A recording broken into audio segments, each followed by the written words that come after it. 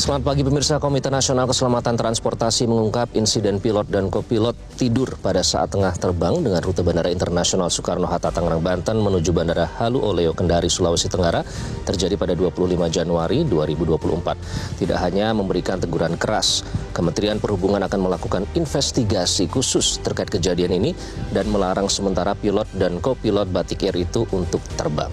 Inilah editorial Media Indonesia edisi Senin 11 Maret 2024 dengan tema Ancaman Petaka Pilot Tertidur. Anda juga bisa berpartisipasi dan berinteraksi melalui telepon interaktif di nomor 021 5839900 dan pagi ini sudah hadir bersama saya anggota Dewan Redaksi Media Group, Bung Abdul Kohar.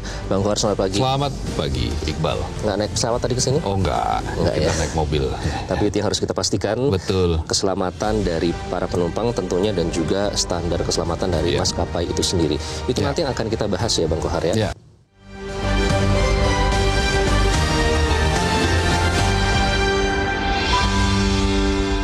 Ancaman petaka pilot tertidur.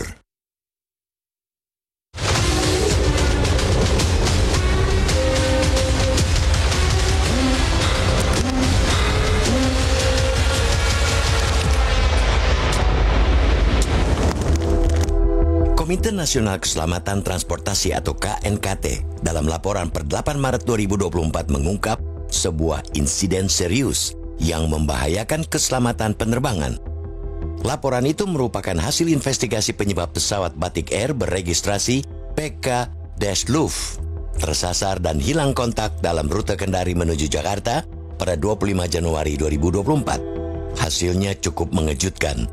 Pilot dan kopilot rupanya tidur dalam waktu bersamaan selama sekitar 28 menit. Dalam periode itu pula pesawat mengangkut 153 penumpang tersebut kemudian sempat tersasar. Pusat Pengendali Wilayah atau Area Control Center ACC wilayah Jakarta tidak mendapat jawaban saat memulai koordinasi pendaratan pesawat. Mereka beberapa kali mengontak, termasuk meminta bantuan pilot pesawat lain, namun tetap tidak ada jawaban. Pilot dan kopilot yang tengah tidur tentu saja tidak bisa merespons. Beruntung tidak terjadi kecelakaan yang menimbulkan korban jiwa maupun luka-luka. Hanya saja, bila kita bayangkan lagi betapa ngerinya menumpang pesawat di ketinggian puluhan ribu kaki dengan autopilot. Meski kapal terbang bersistem navigasi terotomatisasi memang semakin canggih di zaman sekarang, tapi tidak benar-benar bisa diandalkan. Pilot dan kopilot tetap diperlukan untuk mengendalikan dan mengoreksi arah. Mereka meski terus siaga, paling tidak secara bergantian. Dalam dunia penerbangan, pilot atau kopilot tidur saat bertugas sebetulnya merupakan hal biasa. Bahkan pada kondisi tertentu, tidur sejenak di kokpit menjadi salah satu anjuran karena dinilai efektif memitigasi kelelahan yang bisa berakibat fatal dalam penerbangan. Hal tersebut masuk dalam panduan yang direkomendasikan Organisasi Penerbangan Sipil Internasional atau International Civil Aviation Organization atau ICAO. Prosedur mengenai tidur sejenak atau istirahat terkendali di kokpit itu selanjutnya disusun regulator dan maskapai. Yang pasti, pilot dan kopilot tidak boleh bersamaan melakukannya seperti pada kasus penerbangan Batik Air Jakarta Kendari yang baru saja terungkap itu. Kejadian tersebut membuat Kementerian Perhubungan melayangkan teguran keras kepada manajemen Batik Air. Pihak maskapai juga menonaktifkan pilot dan kopilot yang bersangkutan. Belum jelas apa sanksi yang dijatuhkan maskapai kepada keduanya. Akan tetapi, apakah teguran keras dan jatuhnya sanksi saja sudah cukup? Kasus pilot dan kopilot tertidur bersamaan selama hampir setengah jam menyiratkan masalah yang lebih kompleks.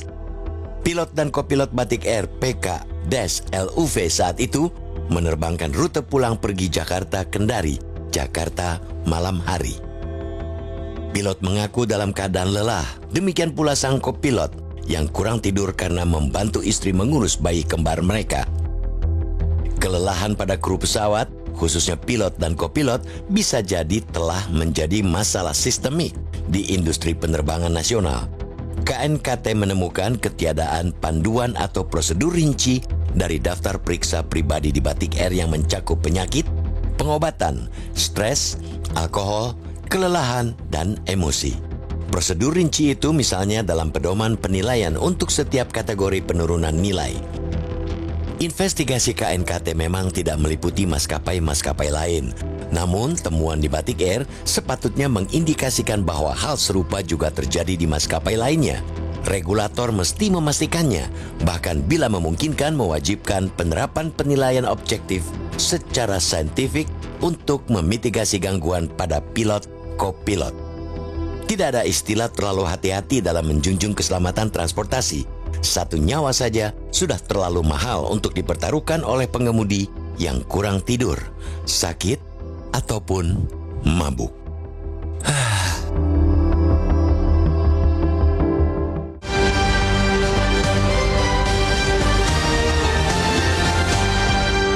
Ancaman petaka pilot tertidur, itu yang kita bahas dalam editorial media Indonesia kali ini. Nanti kami akan undang Anda untuk berpartisipasi melalui sambungan telepon.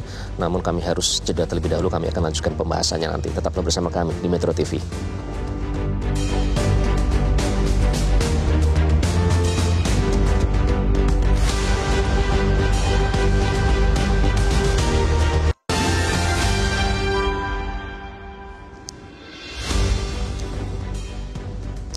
Anda kembali di editorial media Indonesia pemirsa, dan kami ingatkan Anda nanti Anda bisa berpartisipasi melalui telepon interaktif di nomor 0215839900. Dan topik kita pada pagi hari ini adalah ancaman petaka pilot tertidur. Kita akan langsung membahasnya. Kita sudah terhubung melalui sambungan telepon dengan pengamat penerbangan Alvin Lee. Pak Alvin, selamat pagi. Selamat pagi Mas Iqbal dan Mas Kohar. Pak Alvin, dari sepengalaman Anda ya, selama ini selalu menganalisis dari dunia aviasi, apakah kejadian pilot dan kopilot tertidur pada saat yang bersamaan ini pernah terjadi sebelumnya, Pak Alvin? Ya baik, kalau bersamaan ini rasa-rasanya jarang, tapi pernah terjadi juga, tidak di Indonesia ya. Tapi masalah tertidur ini kan sebenarnya manusiawi dan itu harus diantisipasi, karena kalau salah satu pilot tidur itu sebenarnya sudah sering terjadi dan itu ada semacam SOP-nya, walaupun tidak di dalam bentuk regulasi pemerintah tapi praktek dalam masing-masing perusahaan. Ketika salah satu pilot itu tidur, itu dikategorikan sebagai salah satu pilot sedang tidak aktif. Tidak aktif itu bukan hanya tidur, misalnya pilot sedang ke toilet misalnya. Atau salah satu pilot merasa penat duduk terus, saya mau jalan-jalan dulu, cek ke kabin. Itu salah satu pilot sedang tidak aktif, dan itu prakteknya dalam dunia penerbangan itu adalah ketika salah satu pilot tidak aktif, itu harus meminta satu awak kabin, atau kalau sedang ada pilot cadangan yang duduk sebagai penumpang, diminta duduk di kokpit, di kursi tengah atau jump seat di sana. Fungsinya adalah untuk mengawasi dan membantu pilot yang tinggal satu aktif ini menjalankan tugasnya dengan baik. Nah, praktek ini dimulai sejak peristiwa pesawat Germanwings penerbangan 9525 24 Maret 2015, di mana ketika itu pilotnya sedang ke toilet, pesawat hanya diterbangkan oleh kopilot, kemudian kopilot mengunci pintu kokpit dan kemudian menabrakkan pesawat itu ke gunung. Nah, sejak itu ada konvensi di antara maskapai-maskapai penerbangan bahwa di dalam kokpit itu harus selalu ada 2 orang yang aktif. Kalau pilotnya keluar, salah satu pilot atau kopilot keluar, ada awak kabin atau pilot cadangan yang ada di dalam. Nah, kalau itu terjadi seperti itu pada penerbangan Batik Air kemarin, saya yakin peristiwa ini bisa dihindari. Bisa dihindari, demikian. Antisipasi. Pak Alvin, artinya meskipun pesawat itu sudah dalam mode autopilot, tetap harus ada 2 orang yang mengawasi mode autopilot tersebut. Benar. kan kita tidak bisa mengantisipasi ya, misalnya oke, tinggal satu orang di dalam kokpit yang aktif. Kalau dia kemudian kena serangan jantung bagaimana? Kalau dia kemudian melakukan hal-hal yang membahayakan bagaimana? Nah, itu makanya ada dalam SOP perusahaan-perusahaan penerbangan, walaupun belum dimasukkan sebagai regulasi pemerintah. Nah, apakah BTR juga mempunyai SOP seperti ini? Kalau punya, apakah ini dilaksanakan?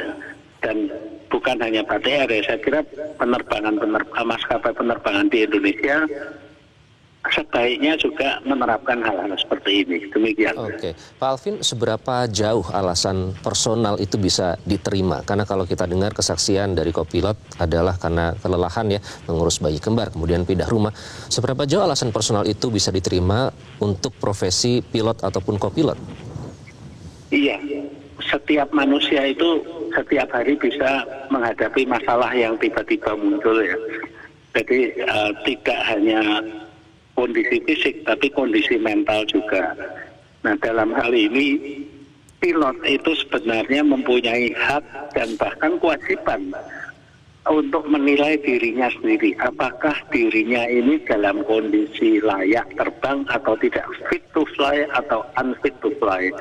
Ketika kita mengetahui bahwa diri kita ini sedang tidak layak untuk terbang, bisa bukan hanya capek ya, tapi mungkin pikiran sedang kalut ya, atau mungkin ada masalah besar, itu wajib declare bahwa hari ini kondisi saya seperti ini. Nah, kebetulan kita ini kan masuk bulan suci Ramadan dan banyak yang pilot juga yang melaksanakan ibadah puasa. Ketika seorang pilot itu melaksanakan ibadah puasa, dia harus menyatakan bahwa dirinya melaksanakan ibadah puasa, sehingga awak kabin maupun pilot lainnya itu tahu kalau apalagi hari-hari pertama puasa biasanya mungkin masih lemas, masih ngantuk, gampang ngantuk. Nah, hal-hal seperti itu diantisipasi. Jadi pilot itu wajib menyatakan dirinya sedang dalam kondisi seperti apa. Demikian. Oke, baik, terakhir Pak Alvin, apa evaluasi dan juga istilahnya kan ini dinonaktifkan untuk sementara ya pilot. Kalau orang memandang ini sebenarnya kesalahan yang fatal karena bisa berujung kepada petaka. Tapi bentuk evaluasi seperti apa yang harus dilakukan oleh maskapai, mungkin bukan hanya Batik Air tapi juga maskapai lain, dan bentuk hukuman seperti apa yang dijatuhkan untuk memberikan efek jera supaya ini tidak terjadi lagi? Iya, yang pertama adalah itu tadi, mengingatkan pada pilot-pilot untuk selalu menyatakan dirinya dalam kondisi seperti apa, terutama jika sedang merasa tidak dalam kondisi prima. Yang kedua adalah saya berharap ada evaluasi untuk tugas-tugas atau shift kerja yang mulai kerjanya tengah malam atau dini hari. Ini juga terkait dengan metabolisme manusia. Kalau kerjanya 2 hari malam, kemudian istirahat 2 hari, kemudian kerja lagi 2 hari siang, itu saya khawatir metabolisme ini lebih mudah terganggu. Jika memungkinkan misalnya shift malam itu seminggu atau 2 minggu, setelah itu istirahat seminggu, baru shiftnya siang lagi, istirahat seminggu baru shiftnya malam lagi, itu akan lebih baik.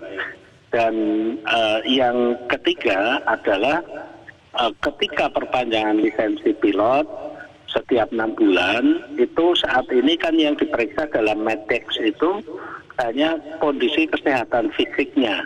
Nah, ini rasa-rasanya kita juga perlu melakukan pemeriksaan tentang kondisi kejiwaan ya, apakah seseorang itu sedang mengalami guncangan dan sebagainya. Hal seperti ini saya kira perlu diperhatikan, dan tentunya pihak pemerintah maupun pihak maskapai perlu juga menerapkan fatigue risk management. Baik, terima kasih. Terima kasih Pak Alvin Lee, pengamat penerbangan, sudah bergabung dengan Editorial Media Indonesia. Selamat pagi, Pak Alvin. Jadi ada banyak hal yang bisa dievaluasi, termasuk kondisi dari pilot itu sendiri. Apa yang dilihat dari ini, Bang, kali ini? Ya, intinya adalah bahwa keselamatan manusia itu hal yang sangat utama. Jangan sekali-kali meremehkan keselamatan. Karena ini menyangkut nyawa, itu satu saja nyawa, itu sangat-sangat berharga dan tidak bisa ditebus dengan apapun. Karena itu hal-hal yang menyangkut keselamatan itu tidak boleh dipandang remeh. Sekali lagi, tidak boleh dipandang remeh. Bahwa seorang pilot atau seorang kopilot kelelahan itu manusiawi. Tetapi bagaimana sistem itu membuat sehingga para pilot atau kopilot yang dalam kondisi tidak prima itu tidak melakukannya secara bersamaan. Misalnya yang satu dengan alasan karena mengurus bayi kembar, itu memang manusiawi yang baru punya bayi, atau lagi pindah-pindah rumah dan seterusnya, itu juga manusiawi. Tetapi apabila dua-duanya yang bersifat manusiawi ini diperbolehkan secara bersamaan tanpa ada yang mengawasi, ya pasti nanti penumpanglah yang akan menanggung akibatnya. Ini yang tadi seperti yang dikatakan oleh Pak Alvin Lee misalnya. Bagaimana kalau satu dari dua ini kemudian ada penyakit, katakanlah penyakit jantung dan seterusnya yang menyebabkan sehingga tidak ada yang mengendalikan pesawat ini. Ini kan bisa sangat-sangat berbahaya. Karena itu prosedur, aturan itu jangan sampai menyisakan celah, dan pengawasan itu juga jangan sampai meninggalkan celah.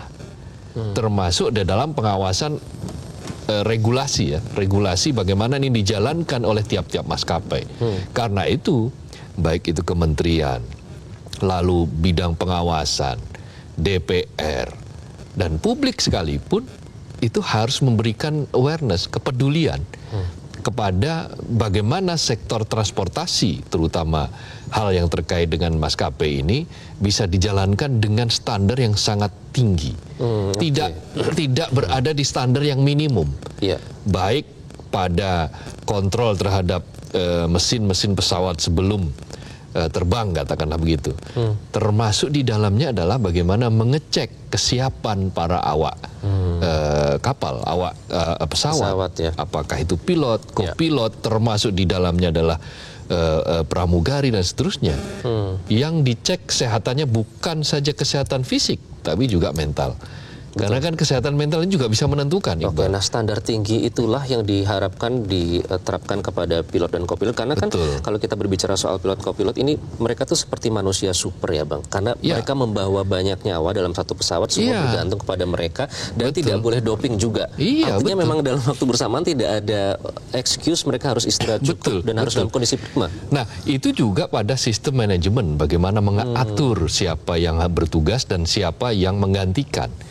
Jadi sistem di dalam perusahaan itu sendiri, dalam hal ini adalah Batik Air ya, itu harus diaudit juga bagaimana selama ini sistem bisa berjalan. Shiftnya misalnya. Shiftnya bagaimana? Apakah 2 shift malam, 2 siang dan seterusnya yang potensial untuk menimbulkan ketidakstabilan fisik ya, atau menciptakan kelelahan yang luar biasa, karena seperti kayak roller coaster gitu kan. Malam tiba-tiba ya.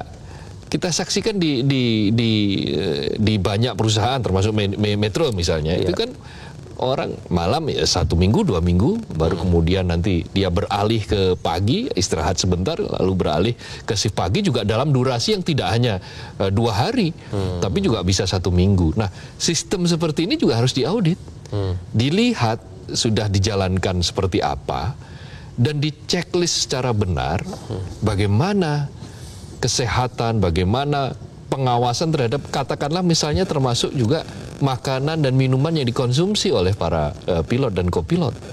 Kalau ketahuan bahwa dia misalnya menggunakan doping, maka seketika itu juga harus dibatalkan, dia tidak boleh terbang. Dia harus diganti oleh yang lain.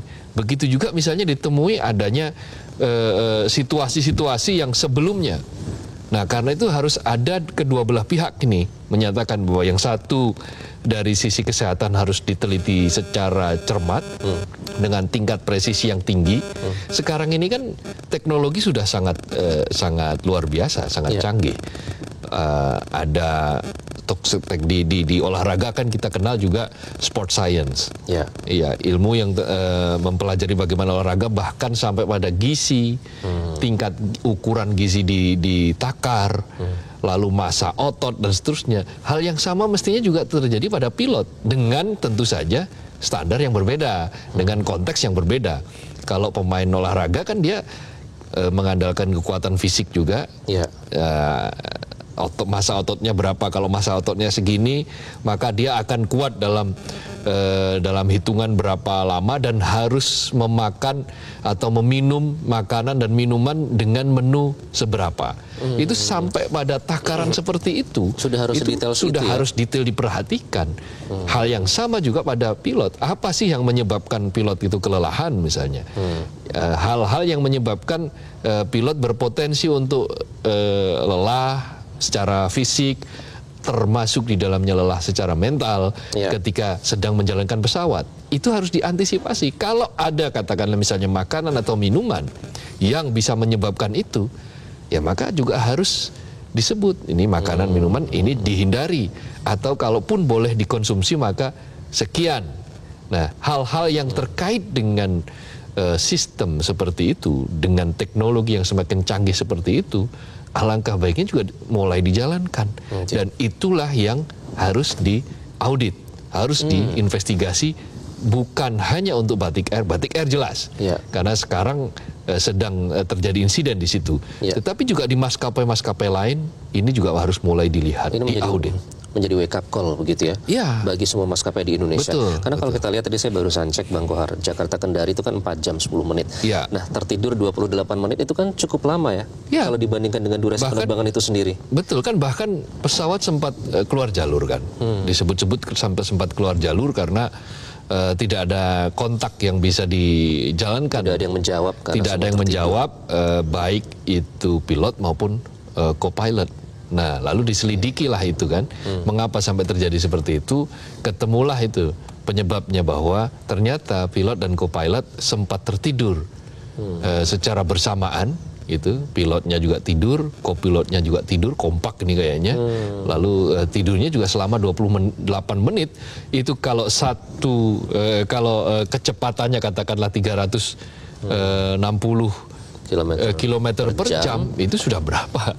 Itu sudah kira-kira 150 kilometer itu tertidur itu tanpa ada panduan apapun itu. Makanya kita lihat cukup jauh rutenya melenceng sebelum sampai ke tujuan. Sempat melenceng jauh rutenya itu. Nanti kita akan bahas lebih lanjut, Bang Kohar. Nanti kita juga undang pemirsa untuk berpartisipasi karena memang secara teknis komunikasi antara darat dan pesawat hanya dimungkinkan melalui kokpit ya, tidak bisa melalui kru. Jadi memang peran pilot dan kopilot memang sentral itu. Kami akan kembali pemirsa dengan pembahasannya usai jeda. Tetaplah bersama kami di Editorial Media Indonesia.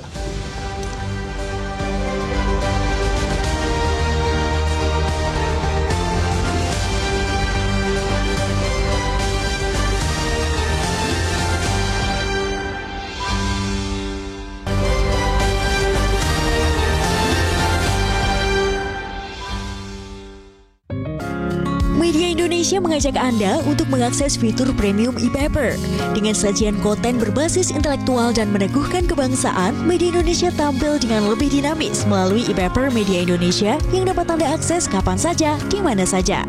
Caranya mudah, download aplikasi Media Indonesia di Android atau ketik link epaper.mediaindonesia.com atau bisa scan QR Code pada layar kaca Anda. Klik tab e-paper di bagian samping layar tablet Anda, daftarkan data diri, serta pilih paket berlangganan e-paper Media Indonesia sesuai dengan kebutuhan Anda. Nikmati juga bonus spesial tambahan 4 halaman rubrik fokus setiap hari. Semua bisa Anda dapatkan hanya di e-paper Media Indonesia. Untuk informasi lebih lanjut, hubungi customer service di nomor 0811 1201 2018 atau kunjungi media sosial @Media Indonesia. Media Indonesia, referensi bangsa. Anda kembali di Editorial Media Indonesia, pemirsa, dan ancaman petaka pilot tertidur. Itu yang menjadi topik dalam Editorial Media Indonesia kali ini. Sekarang kita akan undang pemirsa untuk berpartisipasi dan memberikan opininya terkait dengan topik kita pada pagi hari ini. Yang pertama kita sapa dulu, ada Pak John Veto dari Batam, Kepulauan Riau. Pak John Veto, selamat pagi. Selamat pagi Mas Iqbal, selamat pagi Bung Abdul Kohar ya, selamat siang selalu. Salam sehat, Pak John Veto. Bagaimana memandang insiden ini, Pak? Baik, benar-betul ini mengerikan ya, dengan yang dibedah oleh editorial Media Indonesia pagi hari ini. Miris ya katanya, temanya ancaman petaka pilot tertidur. Jadi ini harus diaudit semua nih, semua maskapai penerbangan yang ada di Indonesia. Ini permintaan kita, apalagi kita mau menghadapi ya, bulan puasa Ramadan ini. Banyak orang memakai jasa pesawat ini. Jadi ini kenapa kok sampai terjadi begini? Saya tak habis pikir. Sampai tertidur 28 menit. Dua-duanya. Penerbangan cuma Jakarta Kendari, ya. Itu kan ini kayaknya mungkin pilot ini alasannya anaknya mengurus, itu ada alasan itu. Karena ini yang keselamatan penumpang itu di tangan pilot, di tangan mereka itu. Coba, ada aja apa sedikit, apa yang akan terjadi? Okay. Jadi ini memang miris betul, Bang Iqbal, saya sangat setuju dengan Alvin Lee tadi. Ini harus terus, harus ini bisa. Saya aja pernah dari Pekanbaru ke Padang naik travel. Agak lain saya tengok supirnya itu, saya kasih suruh berhenti. Apalagi pesawat ya, Pak John. Apalagi pesawat.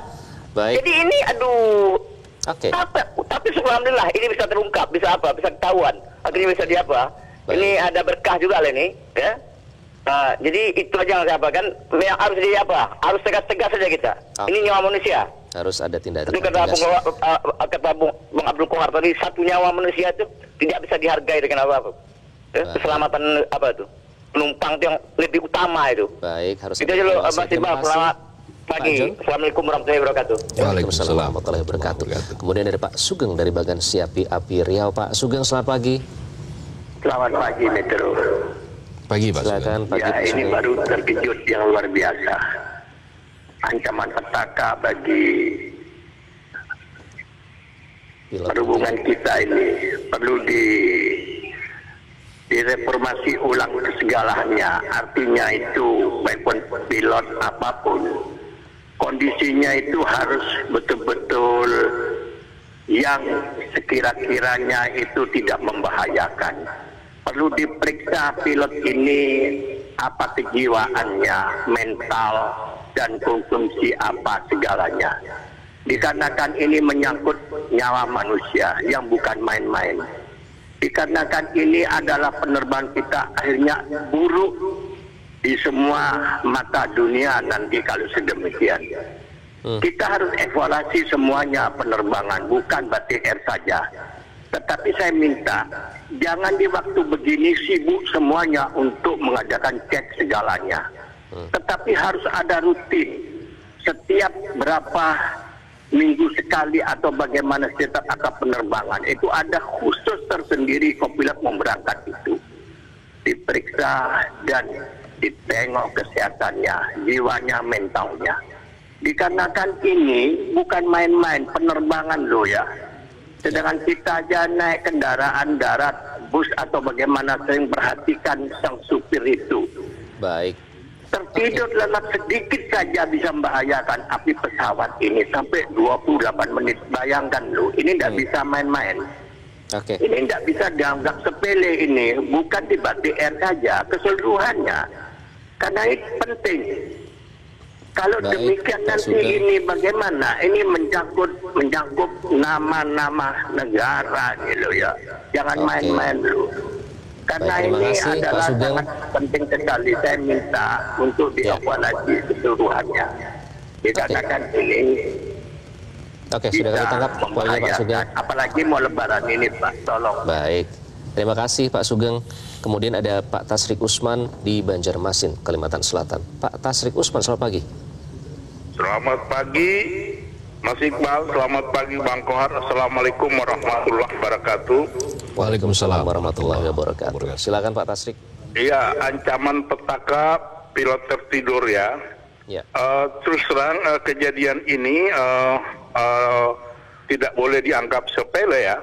Artinya baik KNKT maupun Departemen Perhubungan segera menyelidiki apa penyebabnya, dan ini bukan menjadikan evaluasi ke seluruh maskapai penerbangan, karena tertidur berbarengan ini hal yang sangat membahayakan penumpang dan keselamatan penerbangan, dan waktunya pun 28 menit itu cukup lama. Ya mungkin sering terjadi akan salah satu tertidur, baik pilot atau co-pilot, tapi itu mungkin 1-2 menit. Tetapi kalau 28 menit ini sangat membahayakan bagi keselamatan penerbangan kita. Okay. Yang kedua, sebaiknya baik maskapai atau perusahaan penerbangan ini dalam setiap kali pilot akan berangkat itu harus diperiksa kesehatannya. Nah, kemudian walaupun katakan perusahaan itu tidak meriksa, para pilot kalau memang kondisi fisik atau katakan ada mentalnya kurang terganggu, sebaiknya melapor untuk tidak terbang, karena ini menyangkut keselamatan seluruh penerbangan dan seluruh penumpang. Mungkin itu saja, dan terakhir saya mengucapkan selamat menunaikan ibadah puasa Ramadan bagi seluruh umat Islam di tanah air. Semoga kita dapat melaksanakan ibadah ini dengan baik dan benar. Terima kasih. Assalamualaikum warahmatullahi wabarakatuh. Waalaikumsalam warahmatullahi wabarakatuh. Kita ke Ibu Lia di Makassar, Sulawesi Selatan. Ibu Lia, selamat pagi. Assalamualaikum. Waalaikumsalam warahmatullahi wabarakatuh. Silakan Ibu Lia. Ya, dari saya pribadi Pak ya, membayangkannya saja itu ngeri. Apalagi penumpang yang sempat ada di pesawat tersebut. Dan seperti dikatakan Bapak tadi bahwa durasinya lama ya Pak.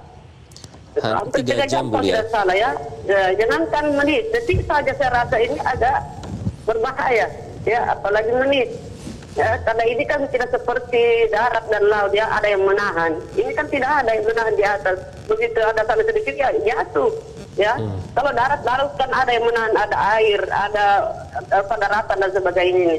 Nah, inilah yang saya salah satu yang menakutkan saya Pak. Kalau mau naik pesawat itu saya selalu mencari pilihan ya. Apa kalau ada kapal, ya saya naik kapal laut saja daripada tinggal tiponya pesawat ini Pak.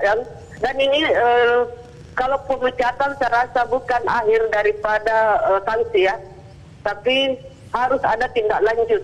Ya, seperti tadi dikatakan bahwa kan ada sebelum penerbangan itu bukan cuma pesawatnya ya, bahwa pesawat itu layak terbang, tapi semua personelnya. Yeah. Dan seperti tadi kalau lama seperti 28 menit itu saya rasakan selalu ada hubungan komunikasi dengan operator di bandara ya. Kenapa bisa sampai tidak ada bahwa ini ada kejadian sampai lama begitu ya? Nah, ini yang saya juga heran sebagai orang awam. Ya, pemikiran saya itu setiap saat selalu ada hubungan ke operator di bandara ya. Nah, kenapa bisa tidak terdeteksi bahwa ada kejadian yang membahayakan di pesawat tersebut yang bisa diantisipasi secepatnya. Dan yang terakhir adalah itu tadi, kenapa bisa dua-duanya tertidur. Berarti ini perlu pemeriksaan yang lebih teliti untuk mencegah terjadinya bahaya atau musibah yang berikutnya ini. Untuk lebih teliti lagi di dalam penerbangan. Itu saja barangkali. Terima kasih. Assalamualaikum. Waalaikumsalam warahmatullahi wabarakatuh. Ibu Lia, terima kasih. Bang Kohar, kalau kita tarik relevansinya ya, ini sampai ini jangan dianggap sepele ya, tadi semua sepakat. Bahkan ada yang sampai trust issue. Kalau bisa saya naik kapal laut aja. Apakah itu yang tidak diharapkan dengan kejadian ini bisa menimbulkan trust issue terhadap maskapai penerbangan kita kalau tidak diatasi? Bisa jadi kalau sampai ini diabaikan atau setidak-tidaknya ini dianggap sebagai sesuatu yang ya wajar-wajar saja atau manusiawi saja, maka kepercayaan terhadap maskapai ini bisa runtuh. Dan ya kita tidak mungkin hidup tanpa maskapai penerbangan di Indonesia. Terutama maskapai nasional ya. Betul, karena apa? Karena kita ini kan negara kepulauan. Yang antara satu pulau dan pulau yang lainnya lebih efektif misalnya bila ditempuh dengan menggunakan pesawat. dengan jalur udara, yaitu maskapai. Nah, kalau jalur udara itu tidak mendapatkan kepercayaan, maka ya kita akan mengalami stuck lah, akan mengalami kemunduran dalam hal mobilisasi dalam mobilitas. Nah, padahal mobilitas itu adalah salah satu syarat bagaimana kita mampu menggerakkan ekonomi. Kalau kita bisa menggerakkan ekonomi secara baik, ya tentu biasanya mobilitasnya tinggi. Nah, ciri mobilitas tinggi adalah ditandai bagaimana pesawat itu bisa terbang dengan penuh begitu, membawa orang yang banyak, dan itu terjadi kalau ada kepercayaan kan. Dengan gitu. Ada jaminan keamanan ya. Betul. Tentu saja. Kepercayaan itu kan muncul karena apakah itu layanannya bagus. Terutama ya, yang paling utama itu adalah jaminan keamanan dan rekam jejak ya. Betul. Dan itu bagaimana sistem diterapkan di sebuah maskapai itu akan mendatangkan kepercayaan. Trust atau bahkan distrust, tergantung bagaimana sistem itu dijalankan di sebuah maskapai. Apalagi misalnya kayak ini, Batik Air, tertidur membawa 150-an orang lebih. Nah, itu kan jumlah yang sangat besar. Meskipun perjalanan katakanlah ini kan cuma 28 menit dari 3 jam misalnya gitu kan. 28 menit dari 3 jam itu sudah luar biasa. Seperti saya ilustrasikan tadi, ini bisa sampai kalau dengan kecepatan di rata-rata 300-an ini sudah 150 kilometeran itu terjadi tanpa ada pengawasan, tanpa ada komunikasi antara pilot, kopilot dan pihak bandara. Nah, ini yang sangat berbahaya. Nanti kita bahas lebih lanjut, Bang Kohar, karena menarik, karena kita berbicara soal kalau dalam dunia bisnis saja kita bersaing dengan maskapai internasional ya. Ini maskapai nasional, apabila terus-menerus ada kejadian seperti ini, bagaimana kepercayaan tadi itu bisa diberikan kepada publik. Dan nanti kami akan lanjutkan pembahasannya, pemirsa. Tetaplah bersama kami di Editorial Media Indonesia.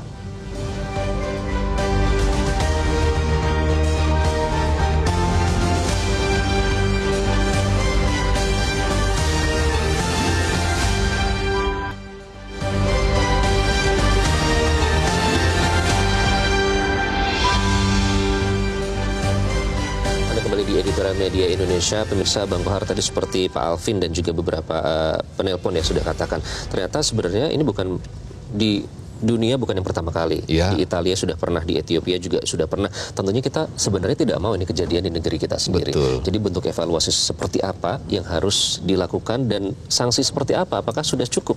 Ya, sebetulnya begini. Tadi dalam regulatori atau regulasi yang tidak dideklar atau tidak tertulis lah ya, itu membolehkan, memberikan kesempatan kepada salah satu dari pilot atau co-pilot untuk tidak aktif. Tidak aktif itu bisa tertidur, boleh sejenak, atau ke toilet beberapa saat, atau mungkin mengecek kabin dan seterusnya. Tapi toleransi itu dibolehkan apabila salah satu dari antara pilot dan kopilot itu tetap harus stay. Hanya satu yang boleh katakanlah tertidur, itu wajar, masih wajar. Tapi kalau dua-duanya tertidur dalam waktu yang bersamaan dengan durasi waktu yang sangat panjang, 28 menit, itu sangat sama sekali tidak bisa ditoleransi. Bahkan tadi kan ada regulasi bahwa ketika misalnya salah satu itu tidak aktif, maka yang satu itu harus aktif, dan ada satu lagi turut mengawasi, melihat itu, karena ada potensi-potensi untuk terjadinya katakanlah misalnya kena serangan jantung misalnya, meskipun ini tentu saja tidak dikehendaki, tetapi kan waspada itu harus. Segala sesuatu yang dijalankan dengan kewaspadaan tinggi itu akan menghasilkan trust, akan menghasilkan kebaikan, akan menghasilkan sistem yang teruji. Nah, kita ini kebanyakan kalau segala sesuatunya misalnya dijalankan dengan cara yang rigid, orang misalnya meledek, kenapa sih harus ketat-ketat banget, agak slow sedikit lah. Kita ini kan sesama manusia, nggak bisa. Ini urusannya urusan nyawa. Urusan nyawa itu tidak boleh main-main. Nah, dengan cara apa kita tidak main-main? Dengan cara memberikan perhatian yang penuh, dengan membuat aturan-aturan yang sangat ketat, dengan membuat pengawasan-pengawasan yang sangat ketat, yang secara periodik, secara mendadak, kadang-kadang kalau perlu secara mendadak untuk dilihat tentang kesiapan semuanya. Tidak boleh ada celah sekecil apapun untuk memberikan ruang bagi ketidaknyamanan, ketidakselamatan, apalagi hilangnya nyawa orang. Itu harus rutinitas, bukan hanya setelah kejadian seperti ini ya Bapak? Iya, rutinitas, kemudian kadang-kadang kan rutinitas itu membosankan. Ya, untuk beberapa hal tertentu mungkin rutinitas itu harus didobrak dengan sidak, lebih lagi dengan sidak misalnya, inspeksi mendadak dari mereka-mereka yang punya tanggung jawab misalnya. Itu hal-hal yang sangat perlu. Sidak beneran, bukan sidak untuk dalam rangka formalitas karena bahwa dalam masa saya pernah melakukan sekian sidak, bukan seperti itu. Sidak itu tujuannya untuk melihat apakah segala aturan itu dijalankan sudah sesuai prosedur atau belum, ataukah mungkin ada celah-celah yang potensial sekecil apapun. Jadi sekecil apapun, kan kita sering menyaksikan bahwa pesawat itu tiba-tiba untuk sementara di-delay. Ya. Karena ditemukan hal yang sangat minor sebetulnya. Tetapi itu tidak boleh ditoleransi. Begitu ditemukan ada segala sesuatu yang ganjil meskipun itu sangat minor, maka ya delay. Nggak masalah. Yang penting nyawa selamat. Itulah yang kurang dari kita kebanyakan di negeri ini. Itu adalah pencegahan. Sekali lagi pencegahan untuk hal-hal buruk itu harus dimulai dengan cara sistem yang betul-betul menjaga agar semua hal buruk itu tidak sampai terjadi. Jangan kalau sudah kejadian baru panik. Kemudian panik gitu. Baik, kita nantikan hasil investigasi Bang Kohar dari KNKT dan juga semoga ini menjadi evaluasi bukan hanya bagi Batik Air tapi juga bagi semua. Terima kasih. Iqbal sudah bergabung di Editorial Media Indonesia, pemirsa. Dan pilot tertidur memang bukan hal aneh dan biasa terjadi pada saat penerbangan, tapi tidak seperti dalam kasus penerbangan Batik Air yang keduanya tertidur selama 28 menit. Pilot dan co-pilot yang mengaku kelelahan bisa saja merupakan masalah sistemik dalam industri penerbangan, tidak hanya di Batik Air. Penyelidikan menyeluruh diperlukan agar hal serupa tidak terulang. Keselamatan transportasi adalah hal utama karena satu nyawa saja hilang terlalu mahal harganya. Terima kasih telah menyaksikan Editorial Media Indonesia. Saya Iqbal Himawan. Sampai jumpa.